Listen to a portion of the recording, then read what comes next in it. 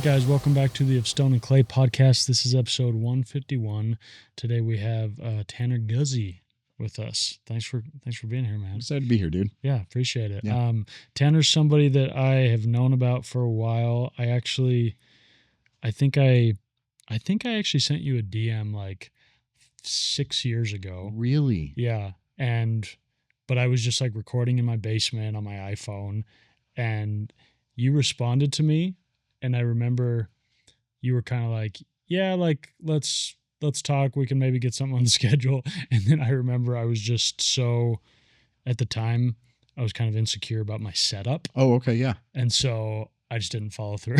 Lame. We should have done it then. That would have been fun. I know. But yeah, I just, it's funny. When I first started, I would get a little insecure if I felt like somebody had a little bit of a following or a little bit of cachet. And you've blown me out of the water since then. But it's funny. I remember my cousin had followed you for a while. Okay. And he was like, dude, you should talk to this Tanner Guzy guy. And, you know, he talks about men's fashion and he's a writer and all these things. And so that's how I first discovered you. Cool. Yeah. And then we actually met in person a few weeks ago. Yeah. Yeah. Which full circle, right? Right. Yeah. What are the odds that it would take that long? I know. That's on me more than on you. I haven't been part of the local scene very much at all. No, yeah. It's great. I think a lot of times, you know, the timing is right when it's right. It's true. You know? Yeah. And so I think people will hear this episode when they need to hear it. Yeah. Yeah. And I mean, I certainly would have given a very different conversation 6 years ago than what we'll have tonight. Yeah. Yeah. And so just so everyone kind of has some context, Tanner is you're sort of a men's stylist, a men's image consultant. How do you like to phrase it? Best way to phrase it, because stylist is usually a little bit more prescriptive. Mm-hmm. And so it's more like appearance and image coaching. Like I teach guys how to think about it and do it themselves, as opposed to just there being a mannequin for me. And my putting my ideas onto their bodies instead. And I've heard you talk about how you like it to be a way more of a holistic experience where you're like, not just let's go buy you a bunch of new clothes, but let's figure out what you're trying to portray. What is your ethos? What is the masculinity you're trying to show? What, you know what I mean? Yep. And that's really interesting. How long have you been doing that? So I've been in the coaching space and doing this full time for 8+ years now. I started a blog, 15 years ago is kind of how everything got up and running. Yeah. I worked for a custom suit company for a little while. So I have some like technical experience. Is that what got you just interested in fashion? No, dude, it was like, I've been hyper focused on it since I was in middle school. Oh, cool. So middle school, I go to a private Christian school in like Sugar House, Utah. And it's what you would expect it to be, like the rep stripe tie, the navy blazer, the gray slacks, all of it. And I'm a punk rock kid that wanted like green Liberty spikes and band patches all over my battle jacket. And so you can imagine two very disparate tribes that are both aesthetically driven and very like identitarian. And so I learned very early on that the way that I felt, you know, when I felt like at school I was putting on a costume versus when I was with my friends, I felt authentic, or like how my friends' parents would treat me when they saw me in the school uniform versus the punk uniform. And so it's just always kind of been something that's in my head, and just started writing about it, and it just turned into something from there. That's cool. It's funny. I started a blog was sort of the way I got into writing myself. Right. Yeah. I started a blog, I don't know, like 2011 or something. Yeah. Right when it was all big and going. What was it? It was literally, it was just like a crazy amalgamation of my thoughts and random essays and articles. And it was like some whatever .blogspot.com.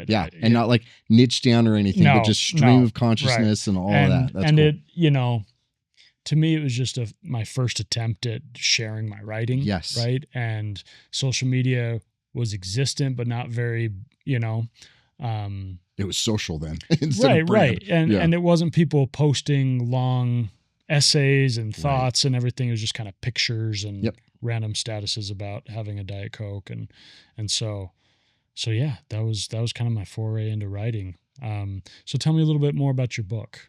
Yeah. Okay. So I published a book. It's called The Appearance of Power, and it's all related to the relationship between masculinity and aesthetics. Mm-hmm.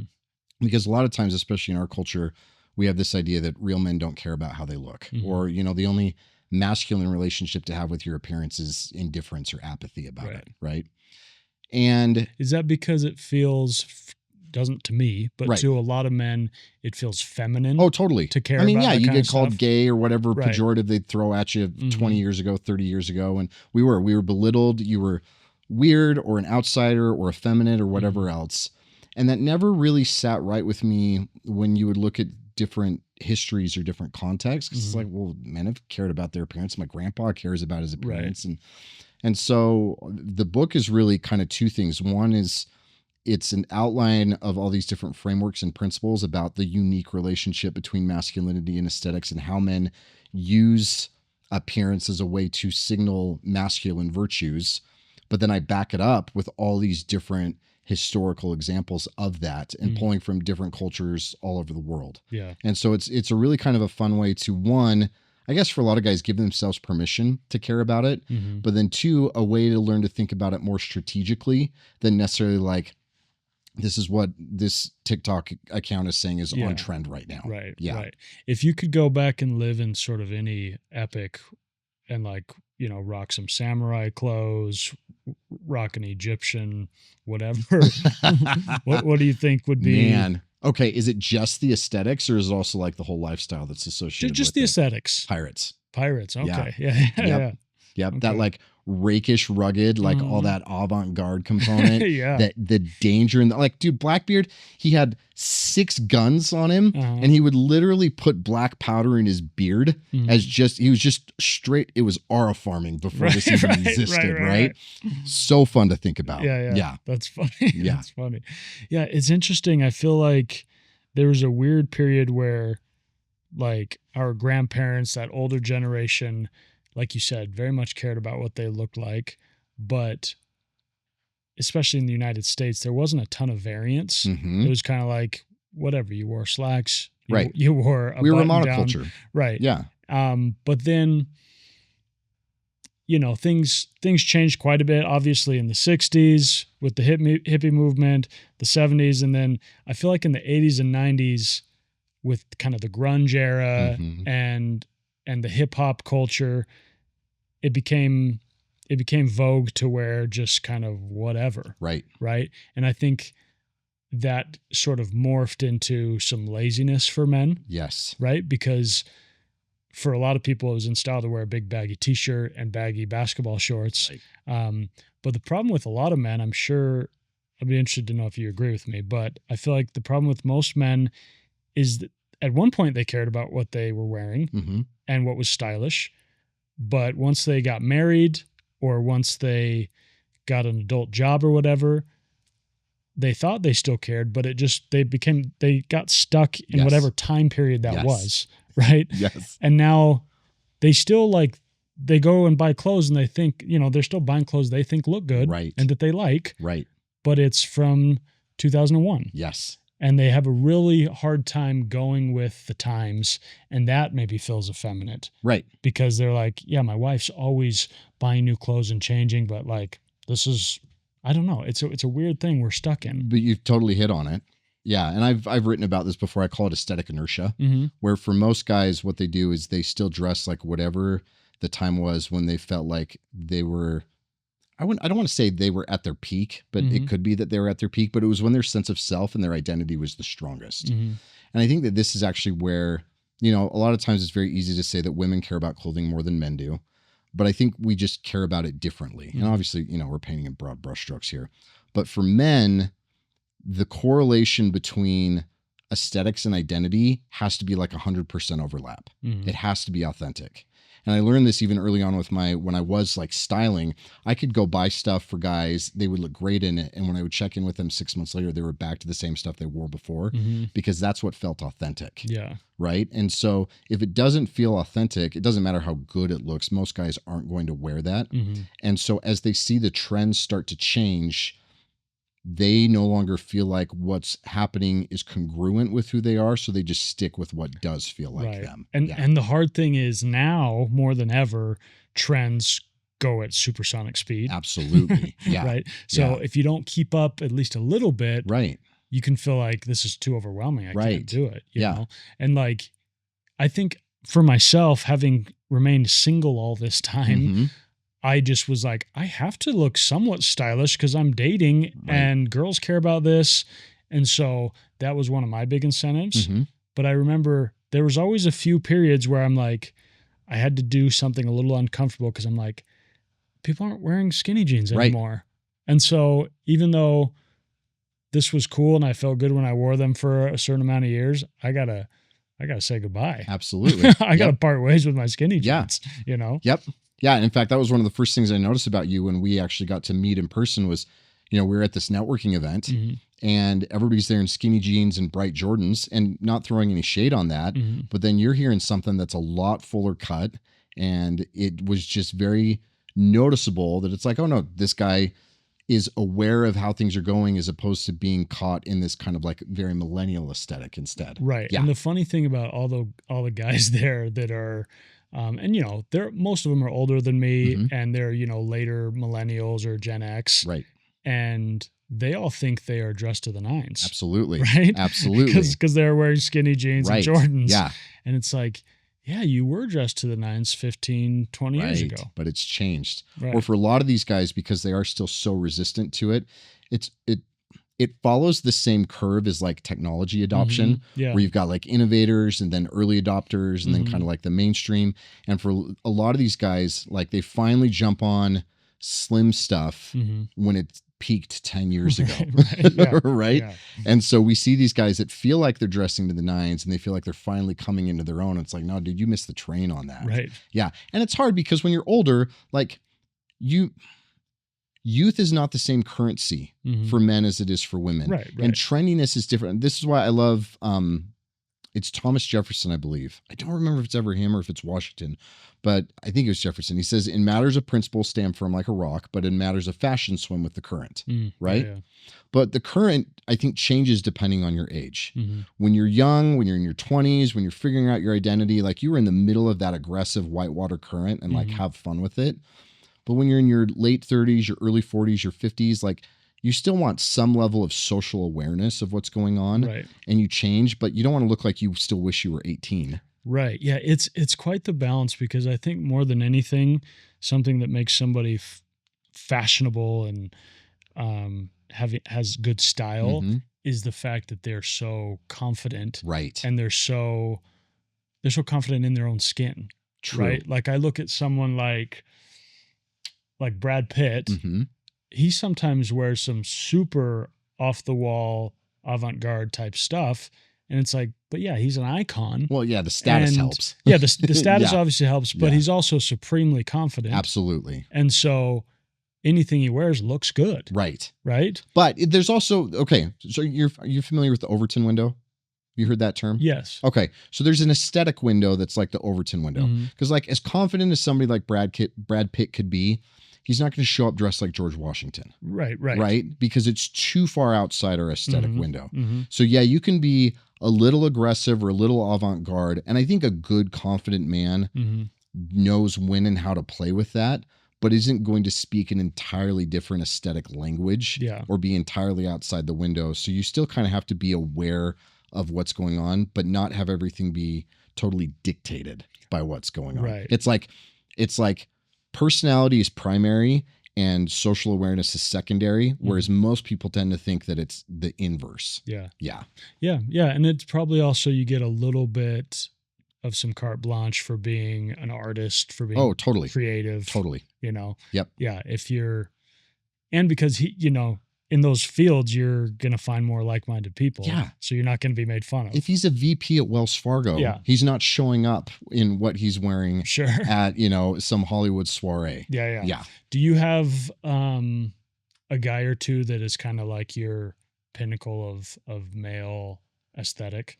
I don't have anybody that I would say fits that bill just purely based on their style And it's funny because when I think about this, the two guys that were really kind of like the most influential when it comes to my style are not even guys that are in the menswear space. Mhm. One of them was Mike Aitken, who's a BMX rider and kind of like a legend in the Mhm. BMX community. And then there was a guy named Gabe Saporta, who was the lead singer of an emo band called Midtown. And then he went on to do a band called Cobra Starship. Okay. And like, yeah, not style guys at all, Mhm. but their style was something that I so strongly wanted to emulate when I was in those worlds. Mhm. That was kind of like what turned me on even further to the importance of it, because I wanted to emulate these guys in other ways. And so their style was one of the things that I felt like I could start to emulate. And so that's what kind of got me on the journey of it. And that's one of the things that I do with a lot of my guys. It's like, don't think about, menswear guys. Like it's really fun to pull from those guys, Sure. I promise. But I want you to think more about people that you would say, in fact, George Washington's a really good example of that. Like, I love everything about Washington, and his style evokes credibility and authority and dignity and self-mastery and respect and all these other things. And so I would like to be able to embody that as well, just within my own visual language. Yeah. Yeah. Yeah. What do you think about, here's a line I've heard from other men that I'm sure you've heard, is guys that say like, "Oh dude, I love whatever you're doing, but I couldn't pull it off." Yeah. Yeah. Cuz my response is always like, "Yeah, you could." Yeah. But yeah, it's just so hard to go from kind of 0 to 100. Right. Right. Okay. So I love that happens. And this is one of the things I actually teach my clients. This is a thing that I call like sartorial synonyms, because, okay, if there were somebody else here that was saying that to you, I would ask him, what is it that he loves about your style? And he'd say, well, I love his hair, or I love his necklace. It's like, okay, why? And it's almost like an interrogation to dig in deeper, because most of the time guys don't love what you're doing because of the aesthetics of it. They love it because of what it represents. Yeah. Right. So what's the meaning behind it? And so then they feel like, okay, it means that he's comfortable, or that he's confident, or he's willing to be a little bit rebellious, or there's this kind of like lived in component, like all these things that I think your style embodies. And so they see that, and it's balanced by intentionality and everything else. And so it's like, okay, how do we evoke all of that in a style that works for you, with your relationship status, with the industry that you work in, with where you live and all of that? And it may aesthetically end up being very different than what you have. So it's a synonym, it'll mean the same thing, but it'll be a different word or a different style. Yeah. I like that. You know what you said? I was listening to one of the podcasts you were in. Something you said I really liked was that you should kind of strive to look good in any article of clothing that you have, whether it's pajamas, or you're going to the gym, or it's just lounge wear, or you're just going to the grocery store. Like, and it doesn't mean it needs to be like really snazzy, No. right? It just means it needs to fit you, and it needs to be something that you're like, oh, I look good, I feel good. Yep.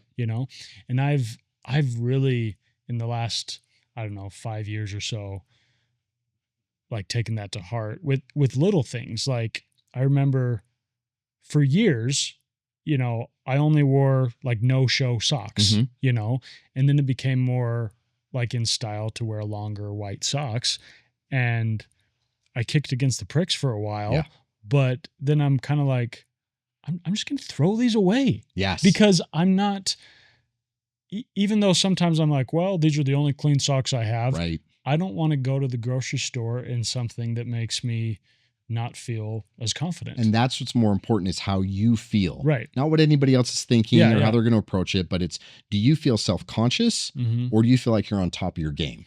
Yeah. And that is something that can happen in your loungewear, your gym wear, your suiting, and everything in between. Right. Totally. Yeah. And when I'm wearing something like that is not like in line with my style, it makes me feel like I'm out to lunch. Totally. Like I'm not dialed. Yep. And you can't be fully present because you've got it nagging in the back of your head somewhere. Yeah. Yeah. And it's cool when I also think when you pay more attention to this stuff, you realize why it's so important to women, and you understand the female psyche a little bit better. Right. Yeah. Well, and what's fun is that, okay, the most complimented thing that I own, that I get like most compliments from women on, is a pair of sweat shorts that I really only ever wear like on Saturdays or Sundays around the house. So if I'm at a point in a relationship where, she comes over and we're just hanging out on a Saturday or whatever, I swear those sweatshorts get more compliments than any of my suiting or anything. And I think it's because of that, because they see that even when you're in your lounge stuff and you're taking it easy, there's still some measure of like identity and expression through aesthetics, and they love it. And there's a strong correlation, because you start to see how women are so naturally attuned to that too. And then it's fun because then their fashion isn't so nebulous or ethereal. You start to dive into and understand their psyche around it as well. Yeah. Yeah. Do you feel like when you start caring more about your own fashion and your own style, it dovetails into your home decor? Oh, absolutely. Your office decor, your general aesthetic for life? 100%. Yeah. Yeah. And it's fun because it doesn't require the manifestation is a little bit different. The tactics and the tools are different, but the psychology and the strategies are all the same. And just like anything else, it's kind of like, do you play any instruments? I don't. Okay.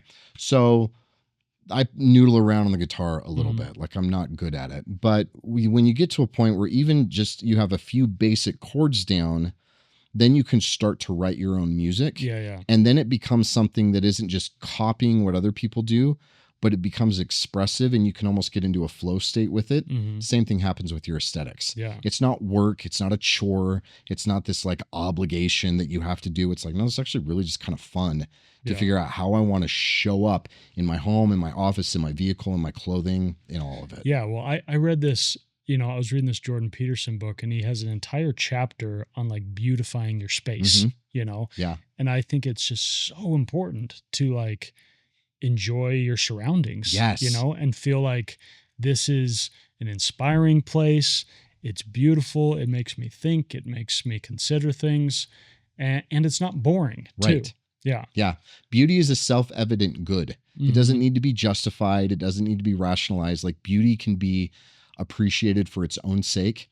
And I feel like that's one of my big missions in life, is to help men have a healthy relationship with beauty. Because I think a lot of times what we do, and I think this is why we got hit with, oh, you care about your clothes, you're gay or whatever, is because for so much of like Boomer and Gen X generation, the only healthy relationship with beauty was a sexual relationship with it. And so, because that was the relationship with feminine beauty, right? And so if you appreciated beauty for anything other than the feminine and the desire to have sex with the feminine, then it was clearly that you were sexualizing something else. Yeah. But there's so much more depth to beauty than just a sexual relationship with it. And most men have throughout history have understood that and appreciated it. And I think part of this ennui that so many modern men experience is because we don't have a good relationship with beauty in all its forms. Yeah, that's true. Yeah, it's funny. Before the show, we were joking around. I was saying the only people that really like make fun of my hair, having longer hair, having a man bun or whatever, are middle-aged men. Always. Yep. Because you don't fit their rigid expectations of how it should be. Right. Yeah. It's just so funny because I'm like, if I was being made fun of by a bunch of like young Gen Z people, that's when I would be like, okay, maybe I missed the mark. Yeah, maybe I'm out of touch. Yeah. But yeah, if somebody that is already out of touch, right, is trying to tell me, I'm just like, okay, yeah, sounds good. I want to talk a little bit about fatherhood. You're a man that has so many children. So many. Yeah. How did you get so many children? Well, there's a way that happens. Okay. Yeah, I've got 7 kids, 6 girls and a son. Oh, wow. I didn't realize it was so lopsided. It's so lopsided. Wow. My poor boy is totally outnumbered. That's funny. Yeah. Yeah. So you've been surrounded by a lot of estrogen. Yeah. Yeah. Yeah. Which is I grew up with almost all brothers. The oldest of 5, it's 4 boys and a girl. Yeah. So it was a good switch up. Yeah. So what's it been like being such a girl dad? It's really fun.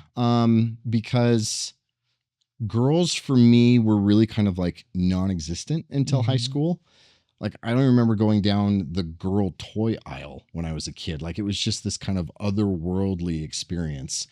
And so getting to be just neck deep in all of it and getting to experience it, my oldest is 13 and my youngest is 18 months, and getting to run the whole gamut of all of it is it's it's just such a privilege. Yeah. And I feel like if I can help my girls embrace true femininity in a way that they love being girls, not like a girl boss kind of way, but just like they love everything about being girls, then not only do they get a healthy sense of who they are, but it also means that they're going to have a healthy relationship with masculinity as well. Yeah. Do you feel like, I'm sure some of it is having so many girls and some of it is just being a father in general, but do you feel like having 7 kids, 6 of which are girls, has made you just more sensitive? I've always been sensitive. Yeah. Yeah. Yeah. I mean, dude, I played in emo bands in high school and stuff like that. Right, I've always been sensitive. But I think in a way it's been good in that it has helped. It's kind of forced me. Between being a girl dad and going through my divorce, it's forced me to not give up that sensitivity for this kind of like pseudo stoicism that a lot of men strive for, but at the same time to not let my sensitivity be chaotic or self-indulgent or any of that other stuff as well. Or self-defining. Yeah. Yeah. Yeah. And so it's really good because my job as a dad is to be a container for their chaos, right? And that's not just my girls. I mean, that's any kids in general. Yeah. Is to be a container for their chaos, but learning how their emotions are not a threat if I don't let them be a threat. And if I don't treat them like they are, then my kids no longer feel like they are. And so then and that doesn't mean again that they're still a container for the chaos. You know, one of the mottos in our family is just because you have big feelings doesn't mean you get to be a jerk. Right. Yeah. It's not just like permissive parenting or anything like that, but it's really helped me kind of like hold these contraries of the sensitivity and the awareness of the emotions and letting them have a seat at the table and everything else. But there's still being order and structure and expectations and behavioral standards and all of that as well. And it's just been really beautiful to get to see how all that works together. Yeah. Yeah. Talk to me a little bit about just the difficulty, and you don't have to go into details, but the difficulty of going through a divorce, especially with having so many kids. Yeah. I mean, divorce is hell for anybody. Right. You know, and it's hard. And I think that's been one of the really, okay. So as I've dated since I've been divorced, I've been really disheartened to find out how many of the women that I've dated will tell me that they were married for more than a decade or whatever, and it was never good, you know? Yeah. And I'm very grateful that we were married for 13 years and 10 of them were fantastic. Yeah. You know, and I think in a lot of ways, a lot of people find that even more tragic because it was so good and then it turned so sour. And so in a way that's been really hard to navigate as far as like having something that was so good and losing it and then trying to figure out how to get my mooring and everything else with that. But then how do I not let my kids get disillusioned about marriage? But at the same time, how do I not suppress their feelings about what's going on and everything else that comes with it? And so it's really tricky. Yeah. Or even with as many kids as I have, you know, 7's a lot on my own. Yeah. And my oldest, who's 13 and is just naturally a little bit more of a leader, and she's an oldest, like, how do I help her grow up and how do I rely on her help when I need it without parentifying her? And how do I still let her be a kid so that she doesn't immediately grow up and it's just tricky. Yeah. So it requires constant awareness from me. Yeah. Right. How did you communicate to the kids that, hey, mommy and daddy are splitting up? I didn't get to be there. She did that without me. Yeah. So that was, what's the next step for you then to kind of take care of how they're dealing with that? Yeah. Okay. So there are a couple things that have been hard in regards to that. And I want to be careful because, a lot of the story is her story and that's not mine to tell. Sure. Yeah. And you're not asking anything that's over the line. I just want to be careful about how I present it. But I think part of the trouble or part of the hardship that my kids are experiencing is not only the divorce, but also that the moral framework and the end goals and kind of like the desires that used to be totally aligned have now split almost completely 180. Right. And so the rules at each house are very, very different. Right. And these are, I mean, even the way you phrase it, it's like, how do you communicate that to a young child? Right. You Yeah. know? And especially because, my three youngest, I mean, my ex-wife was pregnant when she filed. My youngest has no idea. She's never seen us even Right. hug each other. Yeah. And the next two after that were so little that they won't have any memory of it. Whereas my older kids have very fond memories of when we would go camping as a family, or when we would do church together every Sunday, or all these other things. And so even then it's a struggle because, my youngest have a certain relationship with it. My middles have a different relationship with it. My older, so you have to treat all of it very separately. Yeah. How do you stay like optimistic when it comes to love when you have something that consumes so much of your life and then, for lack of a better term, sort of imploded? Yeah. And now, does your definition of love change? Does your the way you view love in general change? Or can you compartmentalize and be like, no, love is still the same eternal thing. Mm-hmm. It's just that love faded, that love died, that love whatever, Yeah. and now I have to find it again. How do you? So I think, again, this is another thing that's kind of interesting about my circumstances, is that some of the stuff that happened that led to the divorce is such an anomaly and such an outlier that the likelihood of my meeting anybody that would have had those kinds of experiences, or my kids being with anybody, it's so low. And this is one of the reasons why, even within my own platform, I don't talk a lot about it, because it's just such an outlier that there aren't a lot of the same principles that can be Sure. applied to everybody else.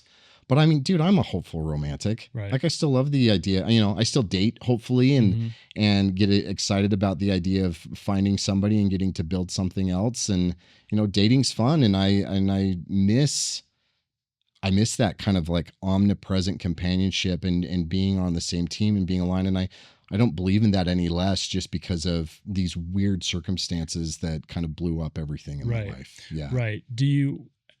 Was there a period where you felt like, okay, my heart is broken. How do I sort of reopen it and avail myself to these things I want again? No, I was the opposite, where it took a lot more discipline and intentionality on my part to not try to soothe my heartbreak through dating and relationships and validation and all of that, but to take the time to just be like, especially because I've never lived alone. Like, shared a room with my brother, had roommates, mission companions, got married. I've never lived alone. Yeah. And now I'm alone half the time, like alone. Yeah. And, and thankfully I grew up within a moral framework that a lot of the escapism, I don't drink, I don't get high, I don't go sleep around, I don't do all these other things that would allow me to escape. And it certainly sucked a year ago and a year and a half ago, but you just kind of have to, I think the thing that I kept going through in my head was like, don't waste the pain. Yeah. Like, if you're going to be going through it, then go through it and let it transform you into something else. Right. When you were in the midst of that loneliest chapter, what kind of, like, I love that thought, don't waste the pain, but how do you make use of it? What's a practical way that you said, okay, let me try to alchemize this into something beautiful. Okay. Even though I'm in extreme pain. That's a really good question. I don't know. I know that I spent a lot of time doing combat sports, trying to put that resentment or that anger or that betrayal into kind of like a healthy place. I think this is another one of the things that's really tricky about what my circumstances were, is a lot of guys will take divorce as an opportunity to like, oh, I'm finally getting back in the gym, or I'm going to like, get back together with my friends, or I'm going to start that side hustle. And this is all stuff I'd already been doing for a decade. Yeah. And so for me, it was like, I was already living this great life, and it was very kind of like personally fulfilling. So now what do I do? You didn't have a need for a new identity. I didn't. Right. No. And so a lot of it really was, how did I galvanize it? I think I think a lot of it really was learning how to embrace the parts of myself that were parts that I was embarrassed about or ashamed of or things like that. But so much of my life has been, I enjoy things that are useful. Mm-hmm. And how do I enjoy things just for their own sake? Mm-hmm. And so for a lot of guys, it's like, how do I get back into the grind? And for me, it was, how do I shift from working or distracting to working and playing or working and resting? Mm-hmm. And so it was less of a galvanization through effort and more of a galvanization through surrender. Right. Yeah. Right. Yeah. Yeah. It's interesting. I think I was kind of trying to ask myself the same question when you know, I've gone through some brutal breakups, and I think part of the way I galvanized it was in fully feeling the pain. Mm-hmm. You get to know yourself way better, Mm-hmm. and in doing that, it enables you to know everyone else better. Totally. It enables you to understand humanity better. Yeah. It enables you to empathize so much more. Okay. Do you find, I have found that in some ways that's made dating more of a challenge, because I've been surprised at how often that I will date girls that feel like when I am being expressive, that what I'm trying to do is offload my emotions onto them for them to handle. Mm-hmm. And it's more like, no, this is actually a way for us to connect and be aware of each other. I'm a 41-year-old man with 7 kids. I don't need you to manage my emotions Sure. for me. Has that been your experience? You've gotten more emotionally mature, that it's hard to almost open up with that because people expect that what you're doing is actually trying to offload them? I think people get obsessed with buzzwords, and one of them is, trauma dumping. Yes. Right. Mm-hmm.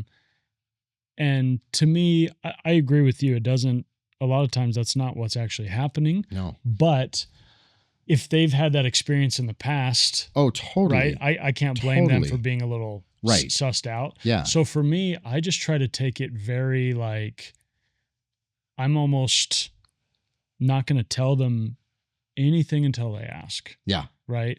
And then once we get more comfortable, I start sharing more and everything. Even though, you listen to my podcast, I'll share anything with anyone. That surprises me, because you're super open on the podcast. Right. You're super open on your social media. So I would expect that to translate. Well, here's the thing. I'm not closed off. Okay. But I don't, I kind of want people to show me that they really want to know stuff. Got it. So It's not a matter of safety.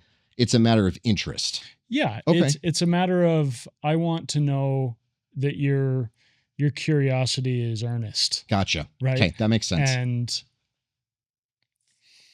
And part of it is because I don't want you to feel like I'm just dumping on you. Right. Because I could dump. Yeah. I got plenty to dump. But if you keep asking and you're curious, yes, I'll talk to you all night. Yeah. But if you're kind of offhandedly asking me something, I'll give you a little bit. And we'll see where it goes. And then if I can tell you're genuinely curious, I've had plenty of first dates where, yeah, we get into it. Uh-huh. And I tell them anything and everything. Yeah. But yeah, I just I also want to leave a little bit of intrigue. Oh, absolutely. Right?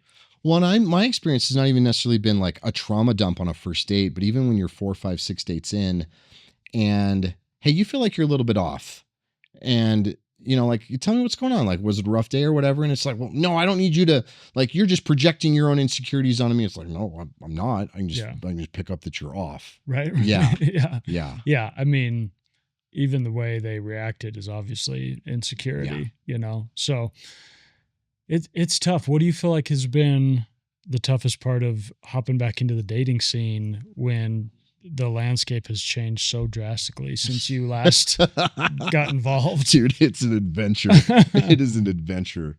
There's quite a few things that are different. I never had to deal with the apps. Mm-hmm. And that's like 90% of even what my dating looks like right now, because, I work almost exclusively with men, mm-hmm. and most of them are out of state. Yeah. And so my social circle is all married people with kids and everything, and my work circle is, and so it's mostly through the apps or through, you know, seeing somebody at the grocery store or whatever else. So that's been interesting. But I think the other thing that's really fascinating is you're not single at our age without there being some sort of, everybody's got red flags. Sure. And it's not about finding somebody that doesn't have them. It's finding about how well they're dealing with them. Mm-hmm. You know, because dude, divorced with 7 kids, like I'm a walking red flag in so many different ways. I get it. And I'm doing my best to handle it as well as I can and to grow from it and be able to teach my kids right and everything else, and to be able to come to the table from a relationship perspective in a way that's mature. And that's what I'm looking for with somebody else as well. But it's just really interesting to try to figure out like what's truly handling it well, what's just presenting itself the right way, how much of it's not even like a self-awareness when it comes to what it is that you've been through. So there's a little bit more of a there's just not the same kind of like innocence that there is when you're dating in your 20s. Yeah. Yeah. Yeah. Yeah. A lot of it feels way more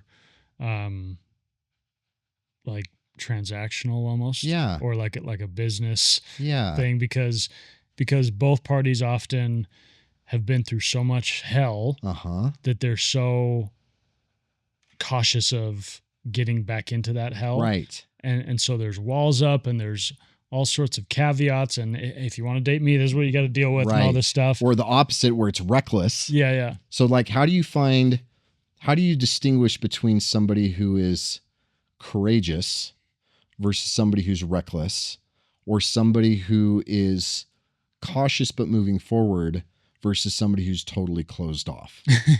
Yeah. Yeah. Right. I mean, you'd have to break down each one, right? Yeah. So someone that is, to me, I'm really wary of somebody that's emotionally reckless. Oh yeah. Right. But it's tough because some of the attributes I really like in certain people can lead to emotional recklessness. Well, do you fall hard? Like, do you get pretty infatuated pretty quickly with the right person? Yeah, but I'm pretty, I don't feel like I wander into delusional land. Yeah. Right. And I try not to fall too hard if I don't have all the facts. Totally. You know. But even I've found that even like if there's too much enthusiasm that isn't even to the point of like limerence or falling hard or anything else, people can see enthusiasm as a red flag and just like, no, I'm just excited about you. Yeah. Yeah, I try not to be too enthusiastic. That sucks. That sucks. Well, and part of it is because the thing about dating is we often go in with just so many assumptions, and it's like, dude, you don't know anything about what this person is going through in their background. I'm talking about when you're on second, third, fourth dates. Right. Right. And so I go in with the assumption that like, I would love to be excited, but I'm going to be fully excited when I fully have a reason to be. Are you that way outside of dating? Just with excitement in general, yeah. I guess. I'm very easily moved. I'm very easily affected by moments. I don't know how easily I'm like giddy and excited. I think, I don't know. I think I'm so, I try to be so present and mindful that I'm more, when something is really exciting, I'm more just kind of taking it in. I'm in awe. Gotcha. You just kind of immerse in it. Yeah. Yeah. Yeah. So, but yeah, I mean, I remember the last girl that truly like tore my heart asunder. I think we had hung out once or twice, and I texted like my best friend from back home, and I'm like, hey dude, this is a crazy early call. But this girl is just absolutely phenomenal. Yeah. And I'm crazy about her. Yeah. But I also knew with what she had been going through and her availability, I knew I was kind of climbing Everest without any oxygen. Yep.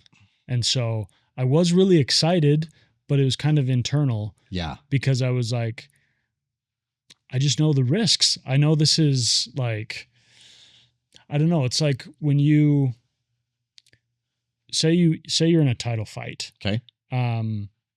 You're excited to be there. Right. Right. But you're also dialed and you're not like, let's go, guys. I'm like, Yeah. you're just kind of like, let's we're in the go, zone. man. Yeah. I am very excited to be here, but I got to focus. Right. And I think sometimes with amazing girls that I've met, I've felt that same high stakes where I'm like, I gotta be dialed. Interesting. I don't I don't want to get distracted by my excitement. Yeah. Does that make any sense? That makes total sense. Yeah. I am not that way, but that makes total sense. I just get excited. Yeah. And it doesn't happen often. I've probably been on 50 first dates Mm-hmm. since the divorce. And I think there've been 2 girls that I was like super excited about. Yeah. And it's hard to not. I probably could have and should have been more focused and less just excited. Yeah. Yeah. It's tough because listen, I don't want to squelch any joy or excitement, but I also want to temper expectations. Totally. Right. And so, cause I had a date with a girl maybe 8 months ago or something that was as good of a first date as I've probably ever had. Mm-hmm. And like we kissed and it was just a perfect night. And I felt like, man, I could be off the wall so excited, but I was like, let's take a step back because who knows what she's feeling? Right. Who knows what's going on in her head? And sure enough, I asked her out a couple days later and she's like, I'm not really, it just hurts. And so part of me is like, I'm glad I didn't get so over the moon about it. Totally. But yeah, I tried. It's a hard balance. I don't want to be cynical. Right. I don't want to be jaded. Right. But I also don't want to be reckless. Do you think it's possible? Okay, this is one of the things that I've been working through and trying to like galvanize, because even when things were really, really good, when you would have first reached out 6 years ago, I don't think that I was at a point where I could have been fully present in the enjoyment of what my life was, because I was always waiting for the other shoe to drop. Right. So do you think it's possible, whether it's dating or in any other perspective, but like, let's take the example of this girl, to be fully excited and be fully present in that excitement without projecting a future expectation onto it? Or do you think that excitement is almost always rooted in like the potential and where things could go? I think it's such a fine line. Right. I think, I felt like with her, I was fully present and wasn't. And because I've had a lot of experience, I knew just because this is an amazing night doesn't necessarily mean anything. Right. Right. Unfortunately. Right. Unfortunately. And so I didn't overthink it. I wasn't thinking like, my gosh, we're going to make this great couple. And, right. I didn't, kid's name's gonna, yeah, I didn't get sucked into some weird, unhealthy limerence, but you can't help but kind of think like, wow, we're really vibing. Right. I wonder how much she likes me. I wonder if we could end up together maybe, or if, and I think, I don't think it's black and white. Yeah. I think you have to find a healthy balance, but it is a tightrope. And I think that's probably what the maturity is. And again, these two contraries of like excitement, but having it be tempered without falling into the realm of cynicism. Right. And so how do you navigate all that? Yeah. People, I do a lot of relationship and dating coaching, and a lot of people, I'll kind of tell them how I approach things and how I do things. And sometimes they'll be like, how do you go on that many dates? How do you like, how are you not so cynical, like going on date after date after date? And I'm just like, I don't know. That's a good question. But I think part of it is I try not to overthink it. My goal is to go connect with the human. Yeah. And then I move forward from there. I try not to think about some, big picture. I'm just like, my goal is to connect with this person and to see if I want to see them again. Right. But so many of us on dates are obsessed with what are they thinking about me. Right. And it's like, that's fully out of your control. Yeah. So just focus on, do you like them? Yeah. Are they somebody you want to see again? And also, if it doesn't work out, don't make the narrative, well, that was a horrible date. Well, and I think that you have the ability to do that because of the abundance of dates. Mm-hmm. You know, a guy who goes on 1 or 2 dates a year Oh, is obviously putting a totally different threshold on it. There's way too much weight in it. Right. Yeah. And that's what I tell people too. I'm like, if you've been on one date in the last 6 months, that's fine. But of course, a date's going to be a huge deal to you. And to me, a date means almost nothing. Right. No, really. It's kind of like, guys that fight in the UFC will do 1 fight a year versus a high school football team. They're playing football every Friday night. Right. And the nerves are not the same because you just get so many more reps in versus if it's a once a year type thing. Yeah. And I mean, I tell people, I say it kind of jokingly, but I'm like, yeah, first date means almost nothing to me because I know half the time the girl will cancel before we even get on the date. Right. And so, but if I'm only scheduling one date every 6 months, if a girl bails on me, I'll be devastated. Devastating. Yeah. Right. Yeah. But I'm kind of like, oh, she bailed. All right. What are the boys doing? Yeah. Or what's this Let's do a podcast on Friday night. Yeah. What's this other girl doing? Right. You know? Yeah. And so, but yeah, it's, pros and cons to having a lot of experience. Yes. Yeah. What for you are some things that you're looking for intrinsically in a personality, and it's somebody that you want to connect with and want to love? So I only have kind of like 3 main things that I'm after. I have 5. Okay. Yeah. Okay. I'll tell you my 3 and then I want to hear your 5. And I bet there's some overlap there. So obviously there needs to be attraction. And anybody who tries to downplay that is just deluding themselves. Right.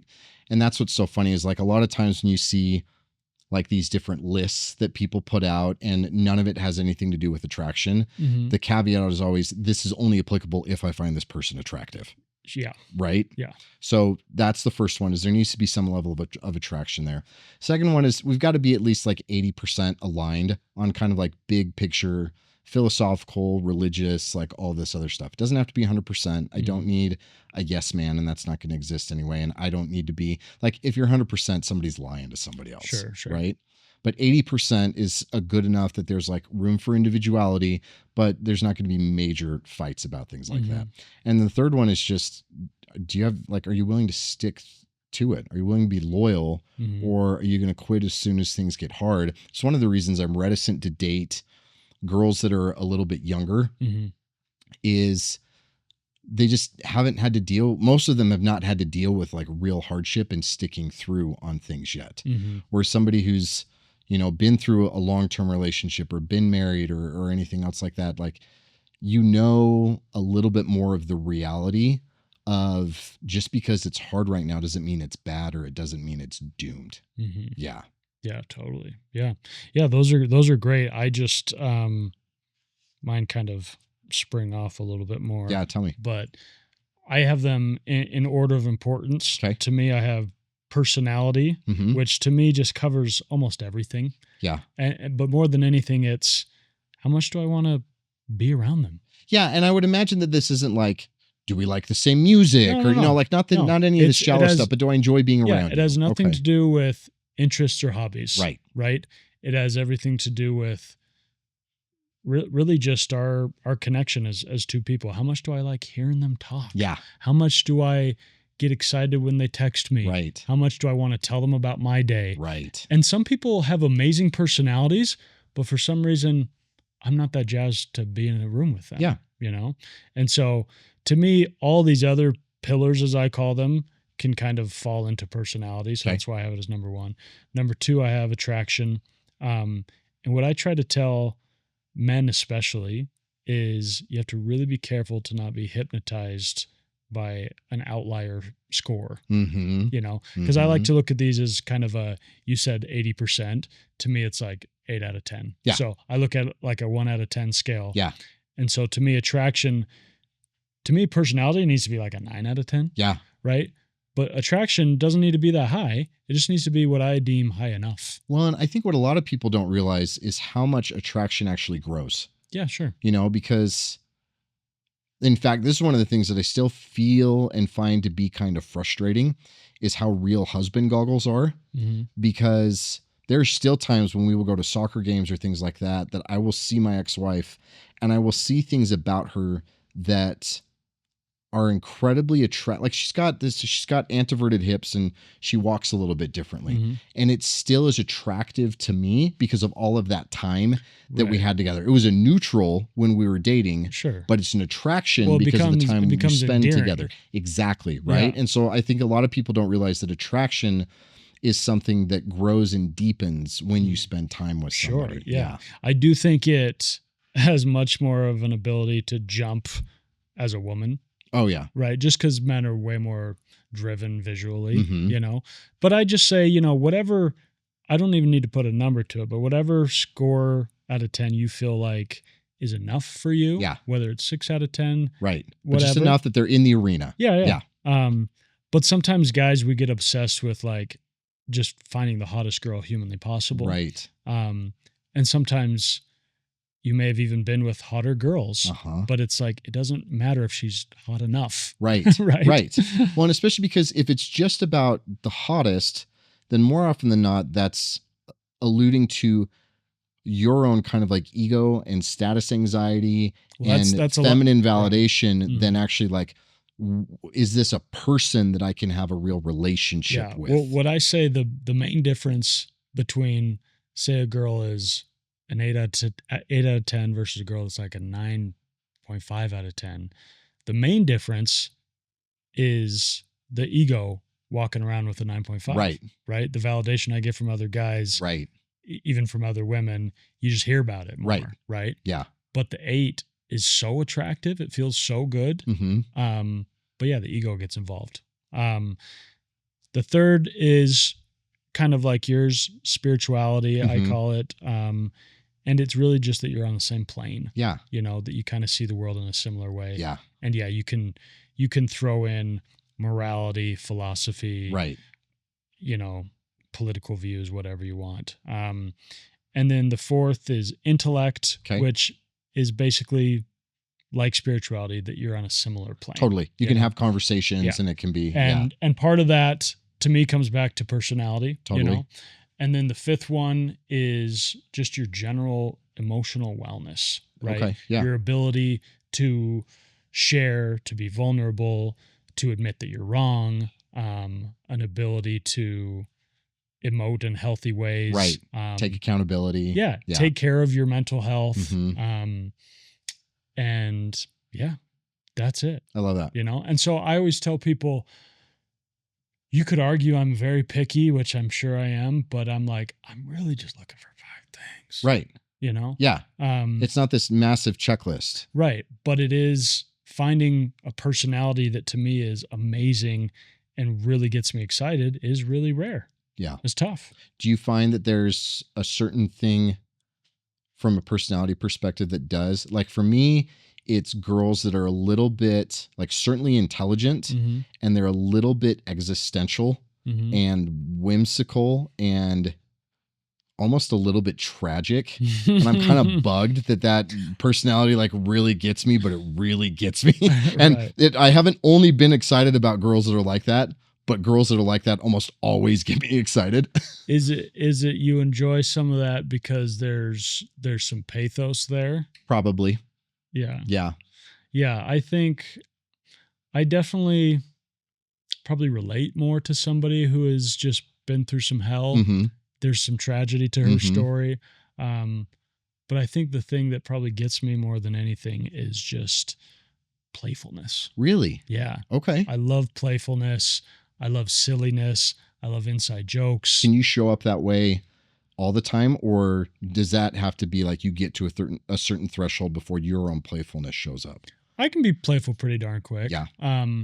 But I think for me, the absolute jackpot in personality is a woman that can vacillate pretty seamlessly between really serious, really deep, and really silly, really playful. And I think that's just that emotional maturity that they've got the full range. Right. Yeah. Right. Because I like, when we're having a really serious conversation about, her past or her, her relationship with her dad, and it's really emotional and it's really tender, but then, you know, there's a little zinger and there's a little joke, and then we get right back into the series. Right. To me, I love that. Yeah. Yeah. That flexibility and so not only the range, but the ability to maneuver within the range quickly and effectively and all of that. And I love a girl that is just passionate about things.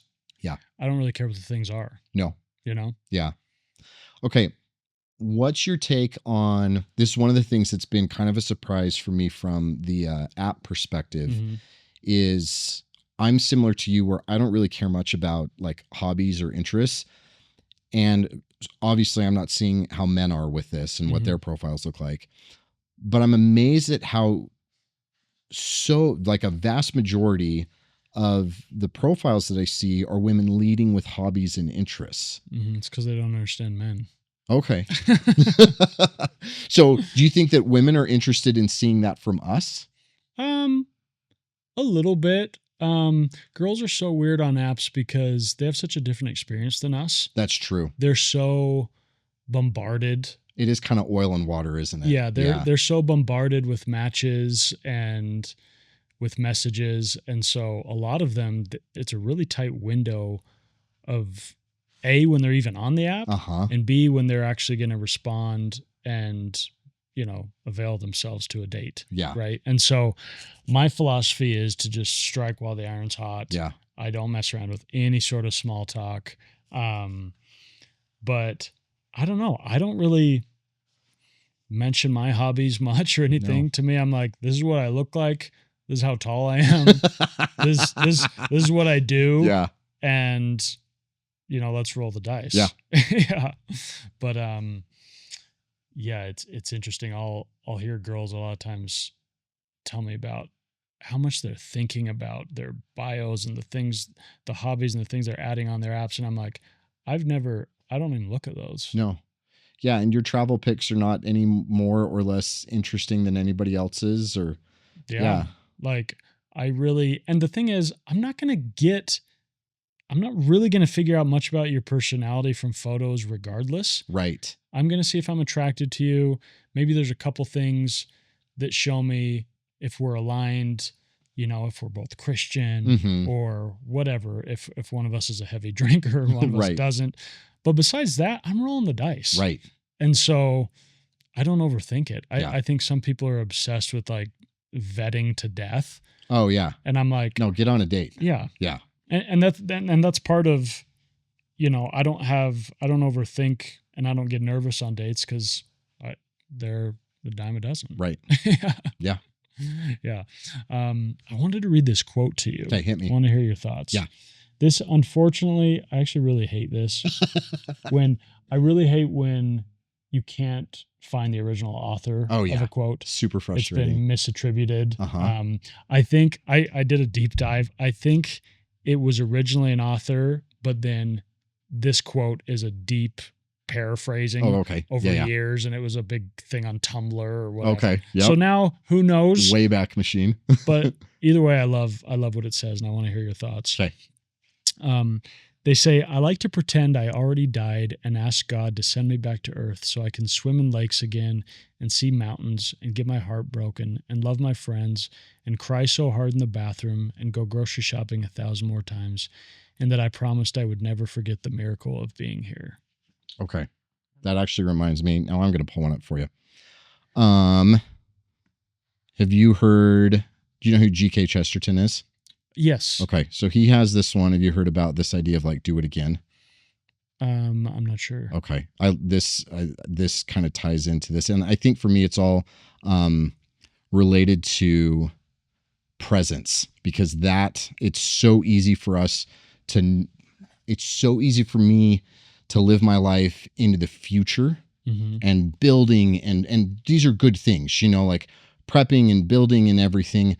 But to what end if you can't actually like immerse yourself in it and experience those things? Or even when things are bad, it's not building, but it's escaping. And I love this quote because it's the idea that I think so many of the things that we are trying to escape, if we could go back to them,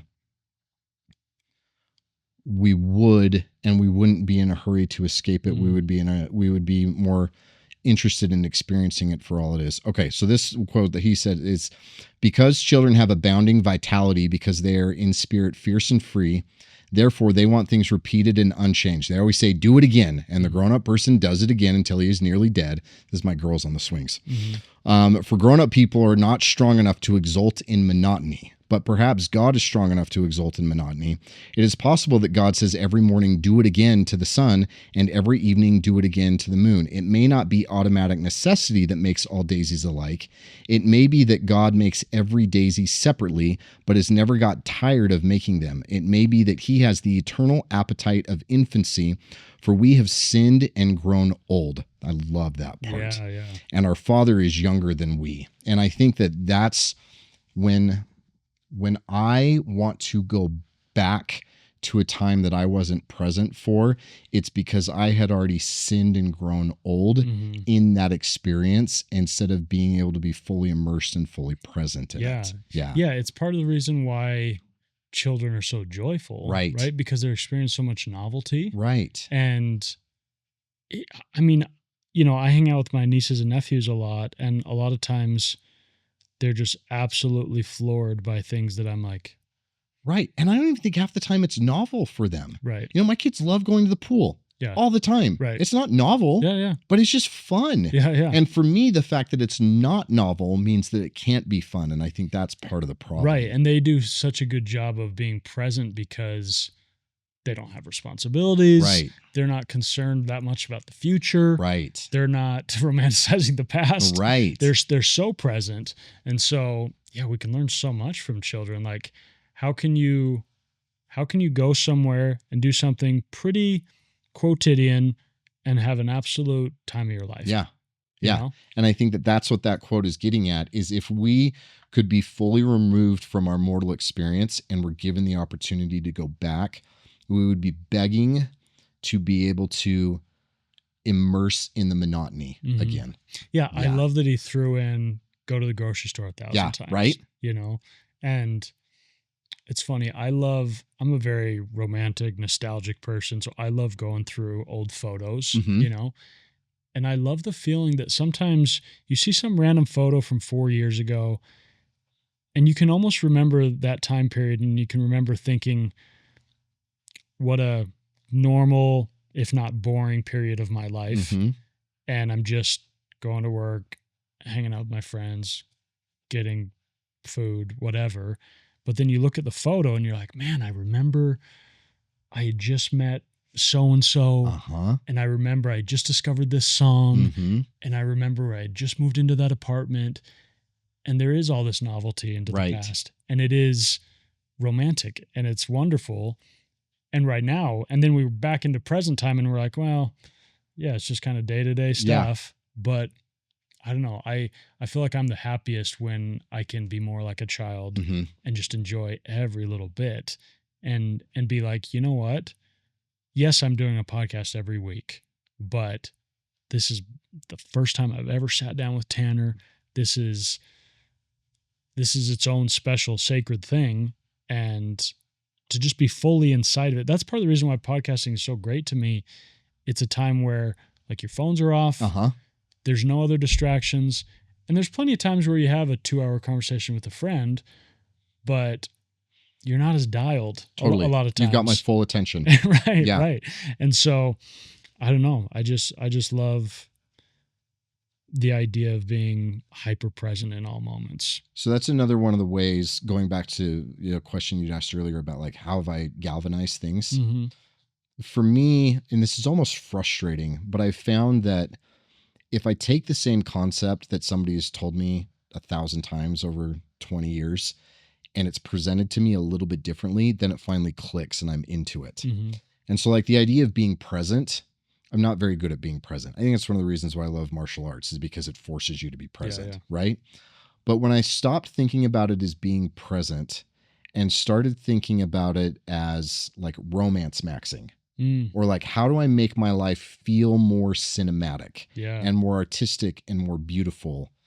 I wrote a Substack about this a little while ago, and I was just starting to kind of experiment with this one of the days when I had my kids, and my 18-month-old, I'm sitting on the stairs and she's on there with me, and she hands me the brush and she just wants me to brush her hair. Mm-hmm. And it's too short to do anything with it. And it's got the little curly cues and everything. And so I do it, and then I set it down, and then she leans forward and she wants me to do it again. And we do this for like 15 minutes. Mm-hmm. But then I start paying attention to how the light has moved in from the window and how it's catching her hair, how it's catching her eyes. Or I start to notice how she has that like perfect little baby smell. And I'm thinking about this more as if like I were trying to capture a memory. Mm-hmm. And it made me just get like hyper immersed into it. And it made it feel so much more romantic and cinematic, which in turn made me be that much more present in it. Yeah, I love that. Yeah. It's part of, part of the reason you do that, I think, is the fact that you enjoy writing, Mhm. right? Because you're often thinking when something beautiful happens, how can I write about this? Right. And so when a moment hits, you want to fully feel it, Right. because you want to be able to regurgitate it later. Yeah. I it's funny. I love the term romance maxing. That's so good. I was thinking today, coincidentally, I was thinking I love the idea of just life maxing. Yeah. Right. Just saying, I want to get every morsel out of this life I can. But you got to get creative. Yeah. Because it's so easy to be like, my gosh, let me just comb this girl's hair again and again. This is so like, I wish she wouldn't bug me with this crap. But to say, no, let me get something out of this moment. Totally. Yeah, it's really cool. It's a term that I've heard used quite a few times before, but people call it the sacred mundane. Like, how do you take these mundane things? And again, it comes back to this idea of, did God create each daisy individually and get excited about each one? Could he be fully present? Can you make the mundane something that is worth immersing into, worth being part of? And I do think that that's part of that creativity. I think this is part of the problem that we experience with like constant access to novelty with our social media feeds or anything else, is that, I'm just thinking out loud here, so this may or may not be legit, but I almost wonder if there's an inverse correlation between vitality and energy and exposure to novelty. And the more we're exposed to like an excessive amount of novelty, the less vitality we have. And so we can't life max if we're constantly being exposed to these other things. Whereas if we can indulge in that sacred mundane, then that does actually provide more of that vitality and more of that energy. Yeah, it's tough because I think it's hard to be fully present if you're watching 70 videos in 30 minutes. Right. Right.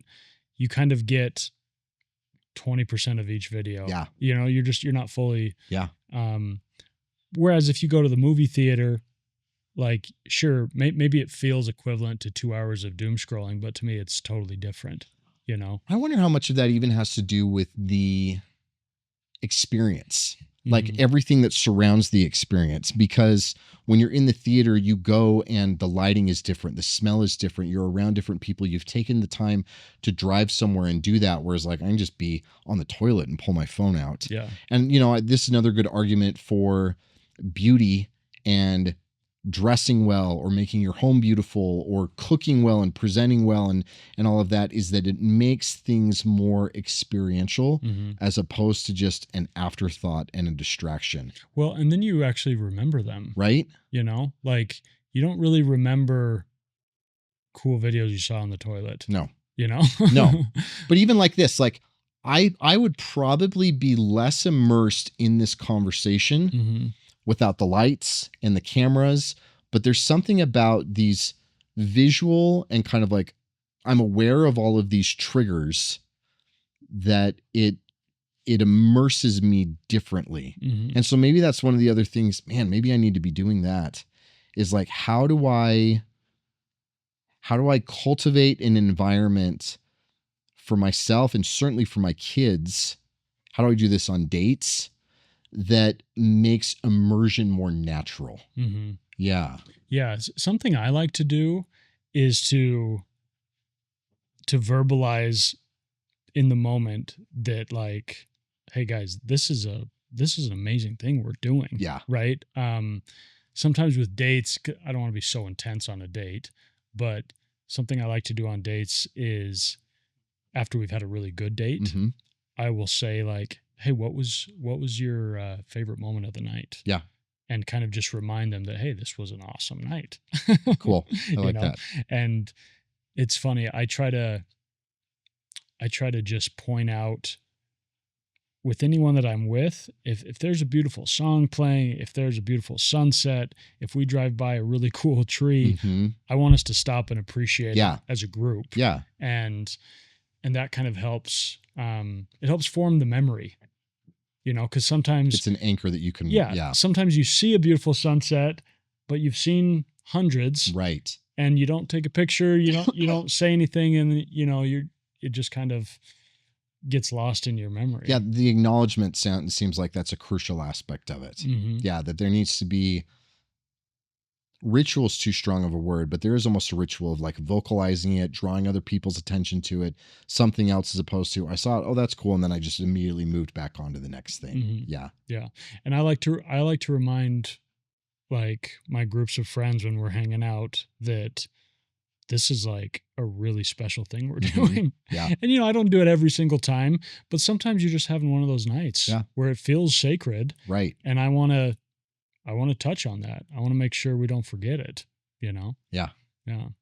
What is for you in your process of, going through the divorce, going through some heartache, how much did God play a part of your just healing and finding joy again? Okay. This has been probably my biggest challenge because I do not have a personal relationship with God. Mm-hmm. God for me is the arbiter of what's right and wrong. Mm-hmm. And I have a very deep relationship with what I believe is right and wrong. Mm-hmm. And I love that. But God is somebody who's more of like high expectations, low love, low compassion, low patience, low understanding. Logically, I know that that's not how he is, but experientially, that's how I see him.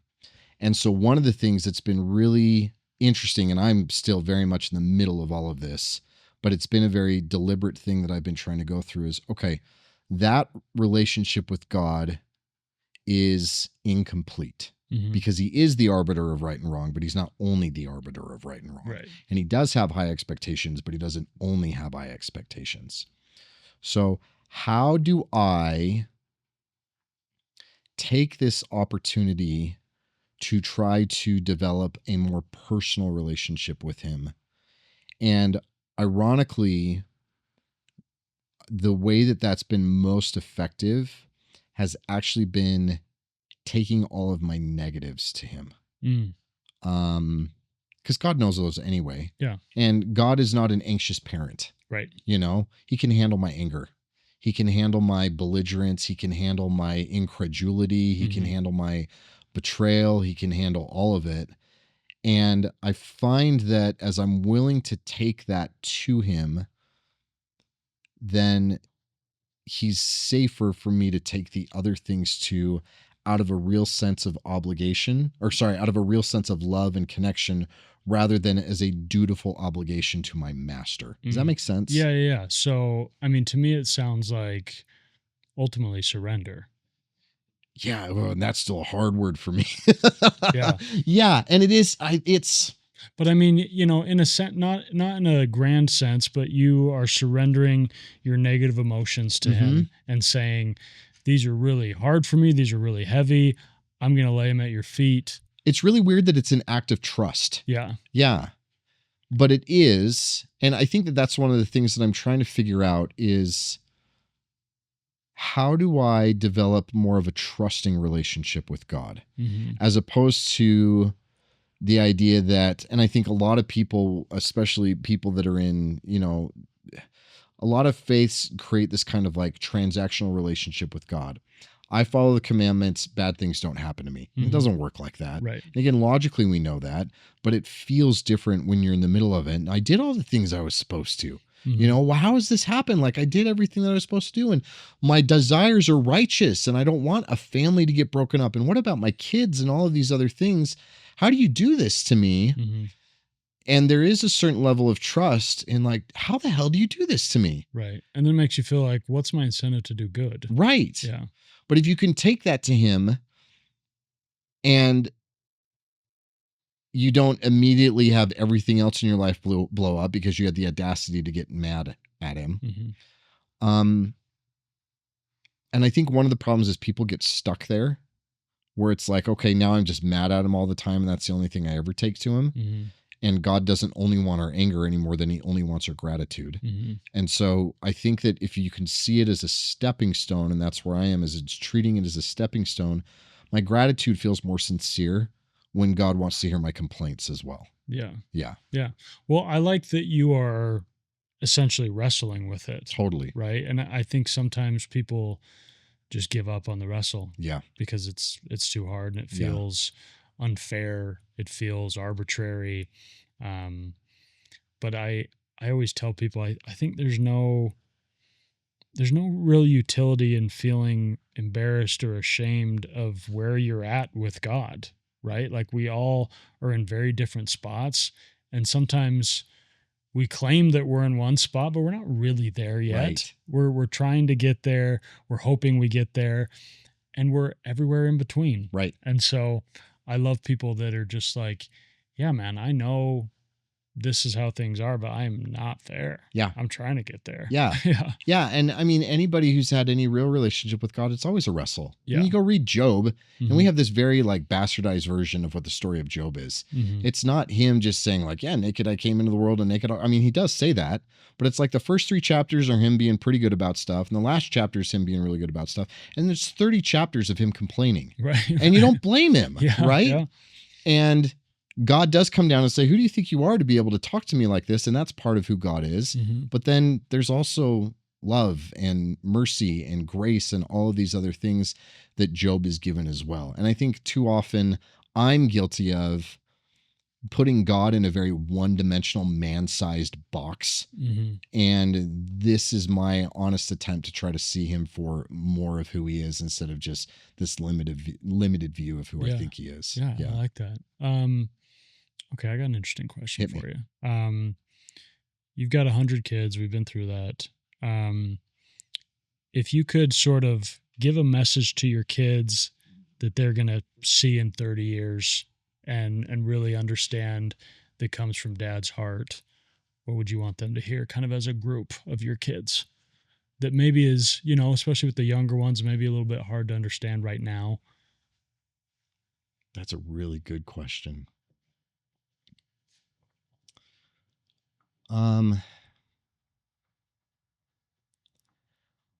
I think the first thing that I would tell them is that, especially for my son to know this, because he'll have that same thing. They're the rocket fuel for my life. For me, I have a lot of respect for men who have any sort of ambition when they don't have the responsibility of being a husband and a father. Right. Because my ambition didn't turn on until I had those roles and that responsibility. Mm-hmm. The only reason that I've amounted to anything is because of my kids. And at the same time, the only reason that I've stopped just grinding and this like masturbatory self-development is because of my kids. I've learned to work hard because of you guys, and I'm learning how to rest because of you guys. And I hope that they will get to see a fuller, more complete dad rather than my being this kind of like monolithic, never changing.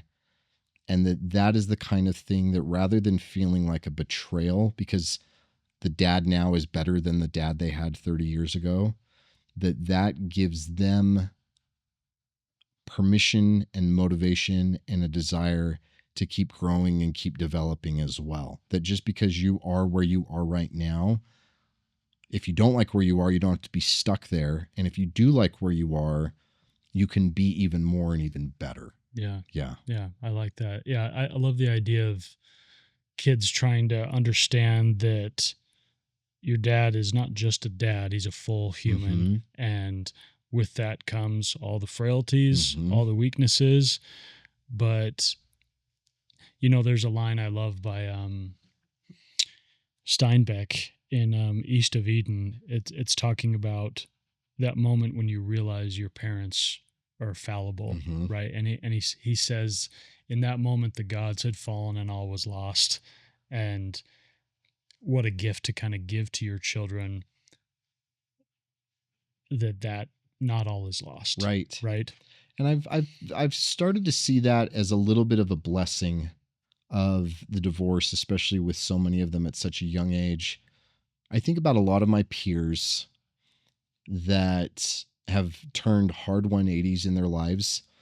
And I think a big reason for that is because they grew up in this very kind of like monoculture that was very focused on outward appearances and the appearance of perfection. And it was this idea that you check all the boxes and life turns out the way that it's supposed to. And then when it doesn't, the entire thing comes crumbling down. Or when there's no longer the cultural inertia, then there's nothing to keep them going or nothing to keep them motivated. And my kids have been robbed of that already. Mm-hmm. There is they see the fallibility of their parents at 3 years and at 13 years and everything. They don't have to wait until they're in their 30s or whatever else. And so I hope what that means is that they get to make real decisions that are really internalized, as opposed to just my family culture or their church culture or their neighborhood culture or whatever else. But it helps them earlier on get to develop their own convictions on things. Yeah, that's awesome, man. Well, I like to kind of end the podcast with asking if you have any questions for me, as if you were the podcaster now. I mean, I feel like we've had a pretty good back and forth, and I've asked questions as we've gone. Okay, I do have one for you.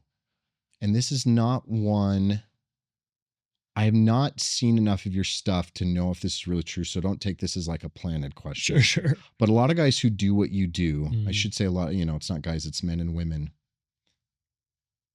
Do you identify as being tragically single? This is hard because the answer is sometimes yes, sometimes no. Okay, right? Tell me more. I think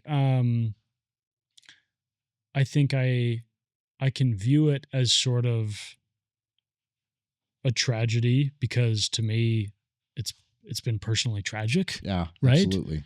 But I also view it as it's not going to end. It's not a Greek tragedy, Right. It's going to end really beautifully, and I Mhm. believe that. And I think some people get the misconception that I am sort of like, my identity is being single Mhm. and being sad and single. Mhm. And this is just the period of my life that I'm talking about, because this is the period of life I'm going through. What would being married challenge about your identity? I don't think anything when it comes to the podcast and social media. No, but I Right? mean you. But I think like your sense of who you are, Mhm. what would being married challenge about who you think you are? I don't know what it would challenge. I know a lot would change. Okay. I know that when you've been single for a really long time, you have the utmost freedom to a fault. Yep. And so I'm used to doing whatever I want. Yeah. Right. Yeah, that autonomy is pretty great. I live with one of my best friends, and often, like, we won't see each other for a week. We don't, because we're guys, we don't even check in with each other. Right. He'll be like, "Hey, what are you doing tonight?" I'll be like, "I'm in California." Yeah. And so there will be a learning curve of having someone to be fully, like, accountable to. Mhm. Right. But I think whatever challenges lay ahead, I'm just excited for. Cool. Because I want to be so, like, I want my marriage to be this masterpiece that I'm always working on. Yeah. And I'm always trying to tweak it and figure out how to make it better, and Mhm. how to make it more robust and more enriching. And so, to me, like, I know there's going to be pitfalls, and there's going to be things I mess up and things that I don't understand and I'm doing wrong, but I'm like, great. That's Like, part of it. Yeah. Yeah. And so I guess whatever challenges that come with it, I'm not worried about because I'm just like, great. Yeah. I have somebody to share a life with. And I love sharing my life with the world, Yeah. right? And I love sharing it with close friends and with my siblings. And so to have a romantic partner that you're doing that, to me, it's just a whole other echelon where Yeah. I'm like, man, we get to do this thing together forever. Yeah, I think some people think because of maybe the tone of my podcast that like what's going to happen when you get married, and I'm like, dude, I'm going to talk about love within a marriage, Right. and I'm going to talk about our relationship, and I still am interviewing guests. Yeah. It's not like I only interview single guests. And you're not just monologuing. Yeah. And so it just, there happens to be some of my more viral clips that are me talking about being single. Yeah. But yeah, to me it's a very small part of my life. Cool. Yeah. Cool. But Tanner, thanks so much for coming on. Thank you. Yeah, it was awesome to get to know you better. You're very well spoken and have an enormous vocabulary, which I have to respect. Thank you. Not a lot of people throw out the word monolithic and masturbatory when giving a message to their children, but my kids know that too. My kids have quite the vocabulary. No, but that's awesome.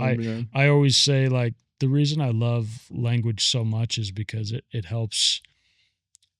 The precision of language helps you be way more understood. Absolutely. Yeah. And so, and there's an art to it, there is. because there's people that have huge vocabularies, but they're very different from yours, mm-hmm. and they speak a very different way. Mm-hmm. And so it becomes an artistic way to live. And it's just so much more fun. Isn't communication? And I mean, that's all style is it's just visual communication. Mm-hmm. And can you develop the right vocabulary and the right slang and the right syntax and everything? But I love communication. Yeah. And it's so fun to figure out everybody's unique way of doing it and Mm-hmm. and how they can express it. And it's so great to get to connect in that way. Yeah. And it's another form of life maxing, right? Yes, absolutely. It's like, absolutely. Because so many conversations in life we've had 1,000 times.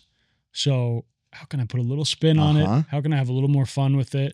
And it's by adding different words, right? And trying different. And it does hit the message a little bit differently, or it changes the tone and the approach a little bit differently. Mm-hmm. Yeah. Okay. Awesome, man. Thank you. Okay.